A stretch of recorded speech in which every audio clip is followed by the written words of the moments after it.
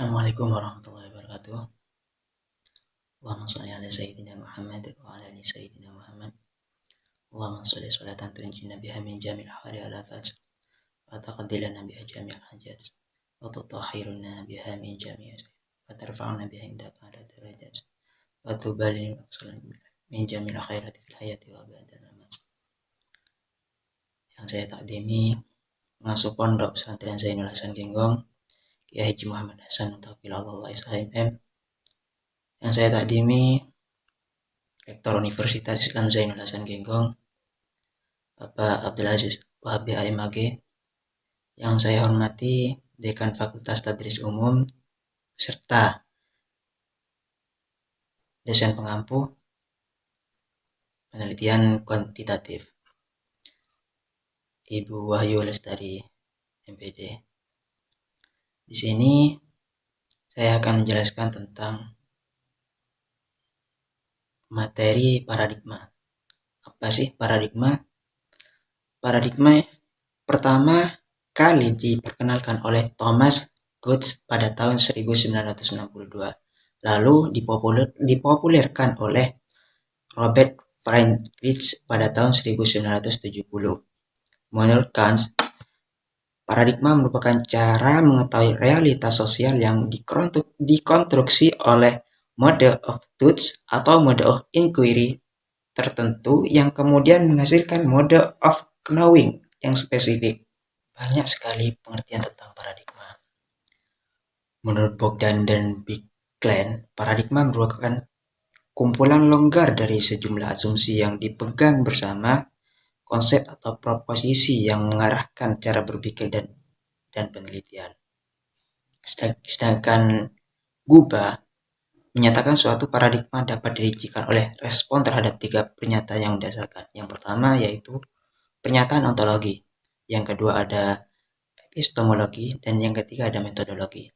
Yang pertama, ontological. Apakah hakikat dari sesuatu yang dapat diketahui, atau apakah hakikat dari realitas? Secara lebih sederhana, ontologi dapat dikatakan mempertanyakan tentang hakikat suatu realitas, atau lebih konkret lagi, ontologi mempertanyakan hakikat suatu fenomena. Epistemologi, apakah hakikat hubungan antara yang ingin mengetahui seorang peneliti dengan apa yang dapat diketahui?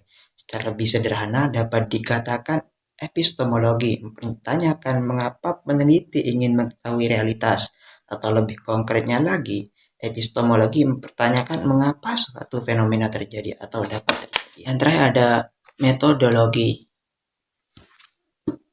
Metodologi di sini, bagaimana cara peneliti menemukan pengetahuan? Secara lebih sederhana dapat dikatakan metodologi mempertanyakan bagaimana cara peneliti menentukan pengetahuan, atau lebih konkretnya lagi, metodologi mempertanyakan cara atau metode apa yang digunakan oleh peneliti untuk menemukan pengetahuan.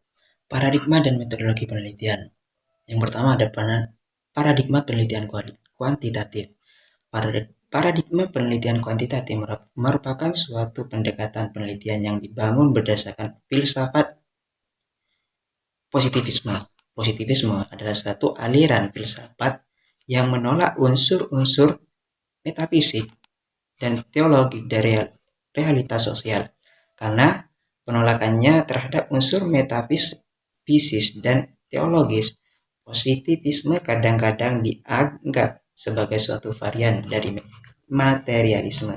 Dalam penelitian kuantitatif, diyakini bahwa satu-satunya pengetahuan atau knowledge yang valid adalah ilmu pengetahuan atau sains, yaitu pengetahuan yang berawal dan didasarkan pada pengalaman yang tertangkap lewat panca indera untuk kemudian diolah oleh nalar. Secara epistemologi, dalam penelitian kuantitatif diterima suatu paradigma bahwa sumber pengetahuan paling utama adalah fakta yang sudah pernah terjadi, dan lebih khusus lagi hal-hal yang dapat ditangkap panca indera. Yang kedua ada paradigma penelitian kualitatif.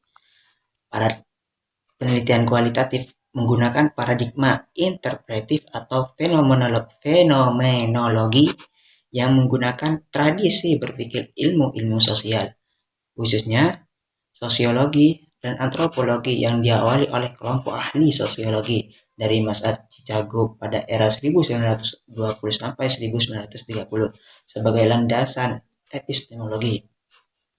Landasan berpikir dalam penelitian kualitatif adalah pemikiran Max Weber yang menyatakan bahwa pokok penelitian sosiologi bukan gejala-gejala sosial, tetapi ada makna-makna yang terdapat di balik tindakan-tindakan perorangan yang mendorong terwujudnya gejala-gejala sosial tersebut. Paradigma dalam penelitian kualitatif adalah konstruktivisme, positivisme, dan teoritis kritis. Yang ketiga ada perbedaan paradigma kuantitatif dan kualitatif. Kuantitatif di sini mengukur fakta yang objektif. Setiap fakta atau fenomena yang dijadikan variabel harus dapat diukur, sedangkan kualitatif mengkonstruksi realitas sosial untuk mendapatkan pemahaman yang mendalam. Perbedaan yang kedua, kuantitatif terfokus pada variabel-variabel. Penentuan variabel tersebut berdasarkan hukum sebab akibat atau cara berpikir nomotetik, sedangkan kualitatif berfokus pada proses interpretasi dan peristiwa-peristiwa atau kejadian-kejadian itu sendiri, bukan pada variabel-variabelnya.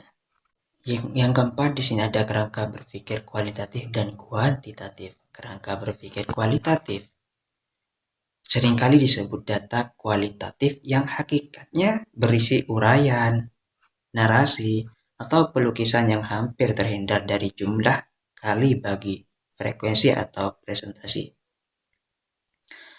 Sebuah bandingan dengan data kuantitatif yang menunjukkan data statistik jumlah, persen, atau frekuensi. Dalam suatu realitas, penelitian kualitatif ini melihat suatu objek atau empiris itu sebagai sesuatu yang dinamis, hasil konstruksi penelitian pemikiran dan interpretasi terhadap gejala yang diamati, serta utuh sebab setiap aspek dari objek itu mempunyai satu kesatuan yang bisa dipisahkan. Sedangkan kerangka berpikir kuantitatif, pada dasarnya esensi kerangka pemikiran berisi yang pertama ada jalan pikiran secara logis dalam menjawab masalah yang didasarkan pada landasan teoritik atau hasil penelitian yang relevan.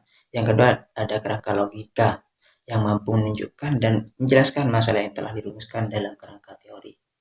Yang ketiga ada model penelitian yang dapat disajikan secara skematis dalam bentuk gambar atau model matematis.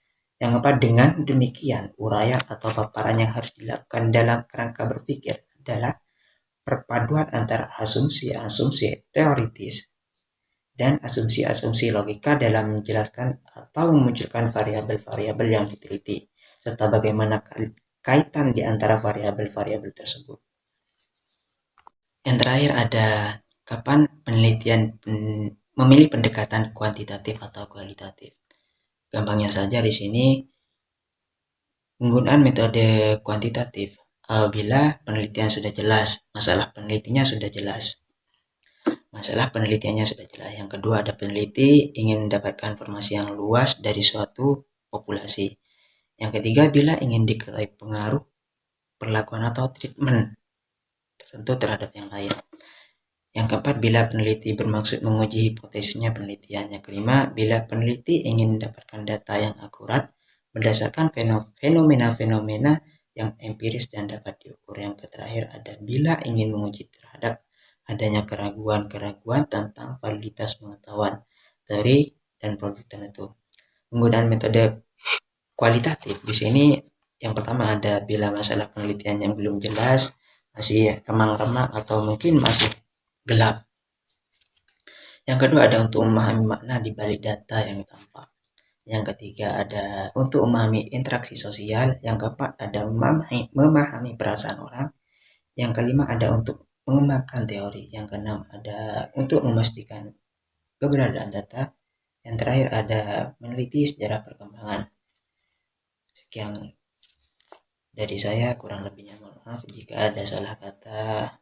saya mohon maaf yang sebesar-besarnya jika apa yang diomongkan dari saya, yang keluar dari saya, yang diucapkan dari saya bermanfaat bagi kalian. Itu semata-mata Allah yang memberinya. Sekian, terima kasih, kurang lebihnya mohon maaf. Assalamualaikum warahmatullahi wabarakatuh.